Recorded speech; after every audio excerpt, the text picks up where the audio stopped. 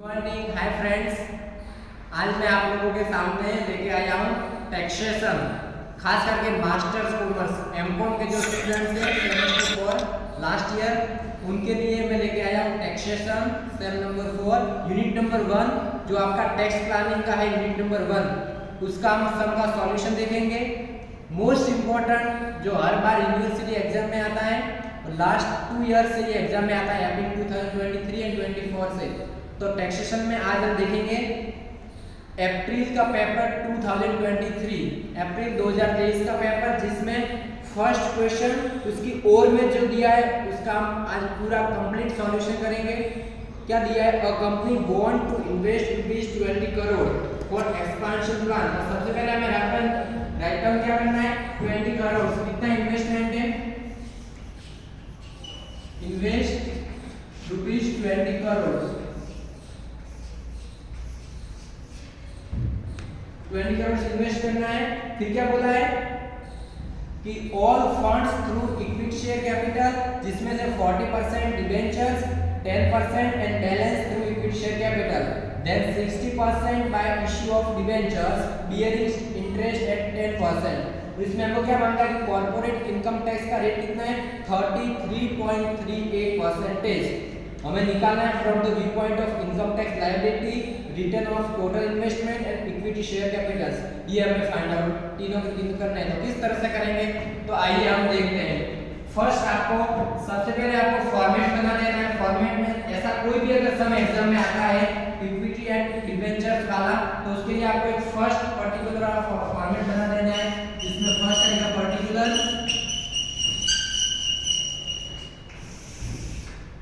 Then आएगा option कितने दिए इसमें, क्या आपको चाहिए? आपको income tax liability 1, total investment 2 and equity share capital 3। तो आपको 3 कॉलम यहां पे बनाने हैं। इसको हम लिखेंगे ऑप्शन 1, 2 और 3। ये आपके 3 ऑप्शन हो गए। इस तरह से आपको फॉर्मेट ड्रॉ कर देना है, ठीक है। इसके बाद हम क्या लिखेंगे? फर्स्ट 2 की कैलकुलेशन लिखेंगे, डिबेंचर्स एंड इक्विटी। तो कितना है इक्विटी एंड डिबेंचर्स? तो first equity then debentures. Equity के लिए ए लिखेंगे, डिबेंचर्स के लिए बी लिखेंगे। अब यहां पे देखो कितना है इन्वेस्टमेंट, टोटल कितना है? तो टोटल इन्वेस्टमेंट आपका है 20 करोड़, 20 करोड़। तो यहां पे लिखेंगे फर्स्ट कॉलम में क्या लिखेंगे? 20 करोड़। फर्स्ट कॉलम में लिखेंगे 20 करोड़। मैं यहां पे सी आर लिख रहा हूं, आपको समझ जाना। 20 के पीछे 7 जीरो आएंगे, 20 करोड़। उसके बाद इक्विटी में 20 करोड़। हम सेकंड ऑप्शन में क्या कहेंगे कि इक्विटी के लिए कितना परसेंटेज है? तो 60% ऑफ इक्विटी। तो 20 करोड़ का जब आप 60% निकालोगे तो कितना आएगा? 12 करोड़। और लास्ट क्या बचा? 40%। जब आप इक्विटी का 40% निकालोगे तो कितना आएगा? 8 करोड़। ये आपका इक्विटी का सॉल्यूशन हो गया। अब डिबेंचर का सॉल्यूशन कैसे करना है? सिर्फ और सिर्फ इक्विटी में जो आपका इन्वेस्टमेंट दिया है वो आपको राइट डाउन करना है। डिबेंचर्स के लिए जो टोटल इन्वेस्टमेंट होता है वो आपका डैश रहता है, टोटल इन्वेस्टमेंट डैश। उसके बाद क्या मांगा है? 40% ऑफ डिबेंचर्स। तो 20 करोड़ का 40% कितना होगा? तो 8 करोड़। फिर 20 करोड़ का 60% कितना होगा? 12 करोड़।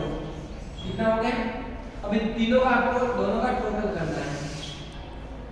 टोटल करना है तो यहाँ पे 20 करोड़ डैश, तो यहाँ पे आएगा 20 करोड़। यहाँ पे 12 प्लस 8 20 करोड़, यहाँ पे 8 प्लस 12 तो 20 करोड़। इन दोनों का आपको टोटल कर लेना है। टोटल को आप नाम देंगे सी। ये टोटल कहाँ से आया? तो A plus B equal to C। आपका इतना हो गया कंप्लीट। इसके बाद आपको क्या बोला है? ये आपका टोटल इन्वेस्टमेंट हो गया। अब आपको चाहिए EBIT, earning before interest of tax. तो EBIT कैसे फाइंड आउट करते हैं? तो EBIT के लिए जो हमारा टोटल इन्वेस्टमेंट दिया है उसके परसेंटेज, तो कितने परसेंटेज बोला है? ये दिखा को दिया है expected rate of return before interest and tax, यानी कि EBIT और इन्वेस्टमेंट इज 18%, यानी कि आपका जो टोटल इन्वेस्टमेंट होता है ना उसके 80% करना है, तो आपको मिलेगा EBIT। तो यहाँ पर फाइंड आउट करेंगे EBIT। EBIT earning before interest and tax कितना है 80%।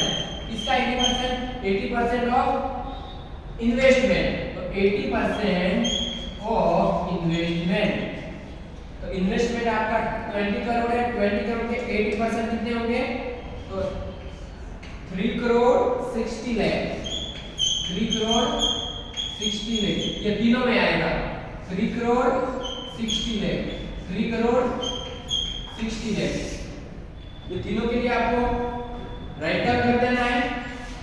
और इसके बाद क्या मांगा है, इंटरेस्ट, क्योंकि हमने क्या निकाला EBIT interest before interest and tax, तो इसमें आपका टैक्स इंक्लूड है, तो हमें सबसे पहले जो टैक्स है उसको माइनस करना है, तो यहां लिखेंगे माइनस टैक्स इंटरेस्ट, कितना माइनस करेंगे EBIT, सॉरी यहां पे फर्स्ट इंटरेस्ट माइनस करेंगे फिर टैक्स माइनस करेंगे, earning before interest and tax, तो यहां पे आपके पास जो प्रॉफिट है ना 3 करोड़ 60 लाख, इस प्रॉफिट में आपका इंटरेस्ट भी इंक्लूड है एंड टैक्स भी इंक्लूड है, तो सबसे पहले आपको इंटरेस्ट है उसको माइनस करना है, तो क्या करेंगे सबसे पहले आप इंटरेस्ट को माइनस करेंगे, तो आपका इंटरेस्ट उसमें देखो सब में कितना दिया है 10% ऑफ इंटरेस्ट आपको लिखा है, इंटरेस्ट एट 10%, तो आपको इंटरेस्ट माइनस करना है माइनस इंटरेस्ट 10% माइनस करेंगे, तो 3 crore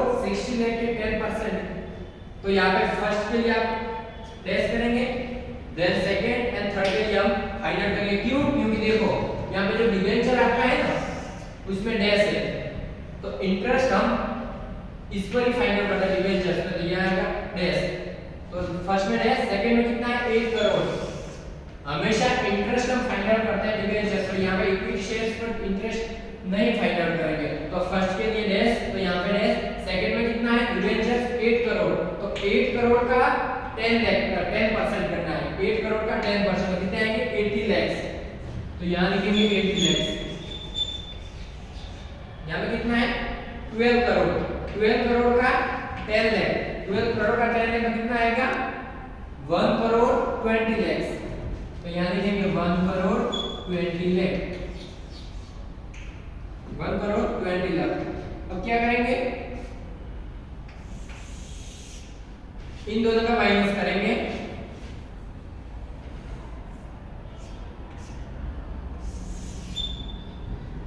EBIT minus interest earning before interest and tax में से इंटरेस्ट माइनस करेंगे, तो इसमें से ये माइनस, इसमें से ये माइनस, इसमें से ये माइनस करेंगे, जो आपका आंसर आएगा उस आंसर को कहेंगे प्रॉफिट बिफोर टैक्स, क्योंकि हमने इंटरेस्ट ऑलरेडी निकाल दिया है, तो इसमें से माइनस करेंगे तो सेम आंसर आएगा 3 करोड़ 60 लाख, 3 करोड़ 60 लाख माइनस 80 लाख माइनस करेंगे कितना आएगा 2 करोड़ 80 लाख, 2 करोड़ 80 लाख, फिर 3 करोड़ 60 लाख माइनस 1 करोड़ 20 लाख, तो आएगा 2 लाख 40 था, 2 करोड़ 40 लाख, ये क्या है आपका PBT प्रॉफिट बिफोर टैक्स, तो यहाँ पर भी हमको प्रॉफिट मिल गया लेकिन बिफोर टैक्स है, हमें चाहिए प्रॉफिट आफ्टर टैक्स, यानी कि इसमें से हमको टैक्स माइनस करना है, तो यहाँ पे देखो टैक्स कितना दिया है, तो अब हम देखेंगे प्रॉफिट बिफोर टैक्स के लिए क्या करना है, इसमें से माइनस करना है टैक्स, टैक्स कितना माइनस करना है, तो ध्यान से सुनो, जब आपका प्रॉफिट, ये आपका प्रॉफिट है, प्रॉफिट बिफोर टैक्स ये आपका प्रॉफिट है, जब आपका प्रॉफिट 1 करोड़ से लेके 10 करोड़ के बीच में होता है, जब आपका प्रॉफिट 1 करोड़ टू 10 करोड़ के बीच में होता है, तब आपको कितना टैक्स माइनस करना है 33.38, जब आपका इनकम 1 करोड़ टू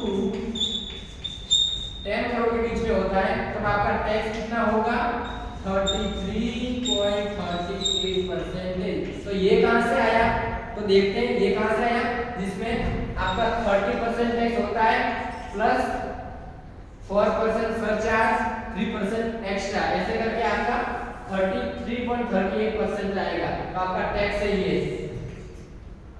जब आप ये देखो कितनी इनकम है 3 करोड़ 60 लाख, 2 करोड़ 80 लाख, 2 करोड़ 40, सबसे मैक्सिमम इनकम कौन सी है ये 3 करोड़ 60 लाख, तो 3 करोड़ 60 लाख 1 करोड़ एंड 10 करोड़ के बीच में है। 1 करोड़ और 10 करोड़ के बीच में आपकी 3 करोड़ 60 लाख इनकम है, तो आपका टैक्स आएगा 33.38%। ठीक है, तो अब हम क्या करेंगे, इसका कैलकुलेशन यहां करेंगे। 3 करोड़ 60 लाख का 33.38% टैक्स निकालेंगे, कितना आएगा आपका यहाँ फर्स्ट कॉलम के लिए आएगा 1 करोड़ 20 लाख 16,800। ये आपका कहां से आया, तो इसका इतना, तो यहाँ पे नीचे हम लिख सकते हैं, लिखने के लिए 3 करोड़ 60 लाख का 33.38%। ठीक है, ये आपका फर्स्ट का हो गया, यहाँ पे सेकंड का, यहाँ पे थर्ड का। सेकंड कितना है 2 करोड़ 80 लाख, तो यहाँ पर भी लिख सकते हैं 2 करोड़ 80 लाख का 33.38%। तो आपका आंसर कितना आएगा 93,46,400। लास्ट वाला कॉलम 2 करोड़ 40 लाख, 2 करोड़ 40 लाख का 33.38%। तो कितना आंसर आएगा, यहाँ पे आंसर आएगा आपका 80,11,200। ये आपका हो गया कंप्लीट। इन दोनों का माइनस करेंगे, प्रॉफिट बिफोर टैक्स में से टैक्स माइनस करेंगे, तो आपका आएगा profit after tax, profit after tax. तो इसको दूसरे शब्दों में कहना हो तो हम लिख सकते हैं डिविजिबल प्रॉफिट। ये क्या है, divisible profit, profit after tax अथवा डिविजिबल प्रॉफिट। तो दोनों का माइनस करेंगे, आंसर कितना आएगा 2 करोड़ 39,83,200। यहाँ पे आएगा 1,86,53,600। यहाँ पे आएगा 1 करोड़ 59,88,800। ये आपका पूरा का पूरा सॉल्यूशन हो गया। लास्ट में अभी आंसर आना बाकी है। यहाँ आपका हो गया प्रॉफिट आफ्टर टैक्स तक आपका सॉल्यूशन हो गया। अब आपको कितना बाकी है, सिर्फ आपको जो लास्ट में आपको बोला है फाइंड आउट करने के लिए कि from the view point of income tax liability, rate of return on total investment and third one is equity share capital. इन तीनों का कैलकुलेशन बाकी है। यहाँ तक आपका कंप्लीट हो गया। तो अगर आप लोगों को अच्छे समझ में आया या फिर नहीं समझ में आया तो एक बार फिर से रिवाइज करके पूरी वीडियो को देख लीजिए, और जहाँ पर भी समझ में आया तो प्लीज कमेंट्स कीजिए, और किसी को भी हेल्पफुल हो उसके लिए लोगों को अपने फ्रेंड्स के साथ शेयर भी कीजिए। और अगर अगले किस टॉपिक पर आपको वीडियो चाहिए उसके लिए भी आप कमेंट्स कर सकते हैं। ये अप्रैल 2023 का टैक्सेशन का यूनिट नंबर 1 का सम है, MCom semester 4। Okay, thank you.